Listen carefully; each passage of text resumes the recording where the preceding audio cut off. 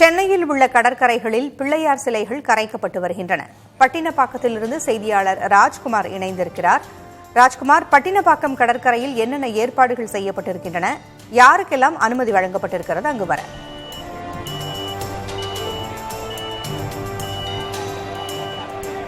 பூங்குழலி, சென்னையை பொறுத்தவரை திருவொற்றியூர், காசிமேடு, பட்டினப்பாக்கம், திருவான்மூர் என இந்த 4 மையங்களில் இருக்கக்கூடிய கடற்கரை ஒட்டிய பகுதிகளில் பிள்ளையார் சிலைகளை கரைப்பதற்கு காவல்துறை அனுமதி வழங்கியிருக்கிறார்கள். பட்டினப்பாக்கம் இந்த இடத்தில் இருக்கக்கூடிய காட்சிகளை ஒளிப்பதிவாளர் தங்கதுரை காண்பித்துக் கொண்டிருக்கிறார். காலை முதலே இந்த பகுதியில் பட்டினப்பாக்கம் கடற்கரையில் பிள்ளையார் சிலைகளை கடலில் கரைப்பதற்கான ஏற்பாடுகள் செய்யப்பட்டு வருகிறது. இங்கு மொத்தமாக 1115 பிள்ளையார் சிலைகளை கரைப்பதற்கான ஏற்பாடுகளையும் பாதுகாப்பு நடவடிக்கையும் காவல்துறை முன்கூட்டியே திட்டமிட்டு அவர்களுக்கு அனுமதியும் வழங்கியிருக்கிறார்கள். அதன் அடிப்படையில் அதற்கான ஏற்பாடுகள் நடைபெற்று வருகிறது. மாலை 3 மணி முதல் இங்கு வரக்கூடிய, அதாவது எந்தெந்த பகுதியிலிருந்து வரக்கூடிய பிள்ளையார் சிலைகளை இங்கு கரைக்க வேண்டும் என்று காவல்துறை அனுமதி வழங்கியிருக்கிறார்கள்.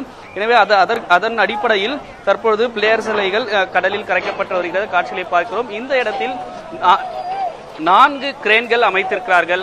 அதன் மூலமாக வாகனங்களில் வரக்கூடிய பிள்ளையார் சிலைகளை கடலில் கரைப்பதற்கான ஏற்பாடுகள் செய்திருக்கிறார்கள். பெரிய அளவிலான பிள்ளையார் சிலைகளை கரைப்பதற்கு பெரிய ராட்சத கிரேன் மூலமாக கடலில் கரைப்பதற்கான நடவடிக்கை எடுக்கப்பட்டு வருகிறது. சிறிய அளவிலான கிரேன்களுக்கு தனியாக ஒரு வழிபாதையும் ஏற்பாடு செய்திருக்கிறார்கள். இதன் அடிப்படையில் காவல்துறையினர் பாதுகாப்பு அதிக அளவு இந்த பகுதியில் ஏற்பாடு செய்திருக்கிறார்கள். கிட்டத்தட்ட பட்டினப்பாக்கம் கடற்கரை ஒட்டி இந்த பகுதியில் மட்டுமே 1000க்கும் மேற்பட்ட காவல்துறையினர் பாதுகாப்பு பணியில் ஈடுபட்டிருக்கிறார்கள். வரக்கூடிய ஒவ்வொரு வாகனத்திலும் காவல்துறையினர் தனித்தனியாக பாதுகாப்பு பணியிலும் ஈடுபட்டு இருக்கிறார்கள். பிள்ளையார் சிலை கொண்டு வரக்கூடிய வாகனத்தில் இந்த பகுதிக்கு வரக்கூடிய இடத்திற்கு தனியாக பாதுகாப்பும், அதே போன்று பொதுமக்கள் தனியாக இந்த பகுதியில் வரக்கூடியவர்களுக்கு தனி இடத்தில் இருப்பதற்கான ஏற்பாடுகளையும் காவல்துறை செய்து வருகிறார்கள்.